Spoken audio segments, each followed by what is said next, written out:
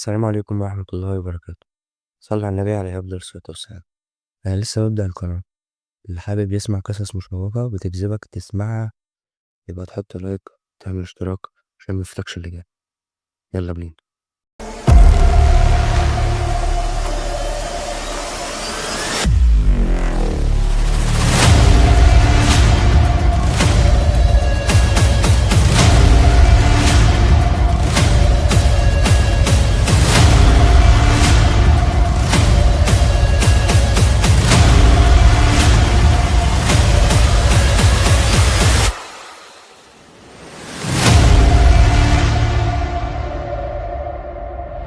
في أماكن في مصر محدش بيحب يقرب منها، خصوصا بعد المغرب.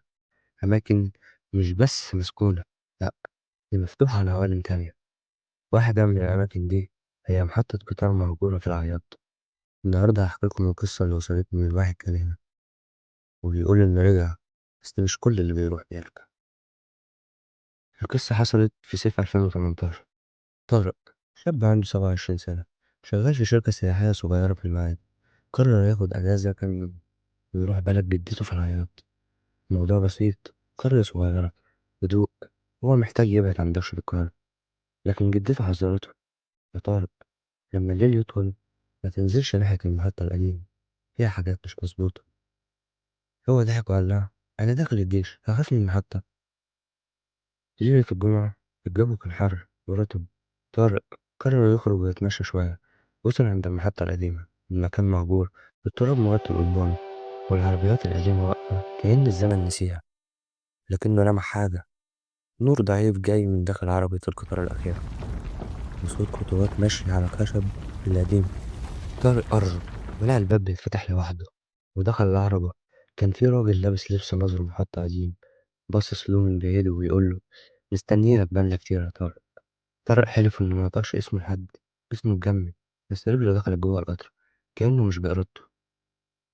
جوه القطر كان في ناس كتير قاعدين ساكتين، ملامحهم باهتة، عيونهم سودا، بس كلهم كانوا باصين قدامهم. وده اللي رعب طارق. والمفاجأة، وشوشهم كانت نسخ من وشوش ناس ماتت في حوادث قطارات قبل كده. واحد منهم كان ابن خاله اللي مات في حادثة قطر 2012. القطر اتحرك بس طارق بيقول وهو محسش بأي حركة، حس إنه بيتسحب لمكان تاني. مفيش زمن، مفيش صوت، بس في إحساس إنه بيتحلل، بيموت بالبطيء.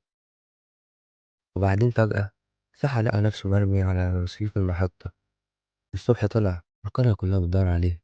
من ساعتها طارق اتغير، وشه شاحب، بيكلم نفسه وبيكتب أرقام غريبة على الحيطان. لما سألناه قال: أنا رجعت، بس أنا مش أنا، القطر لسه بيستناني.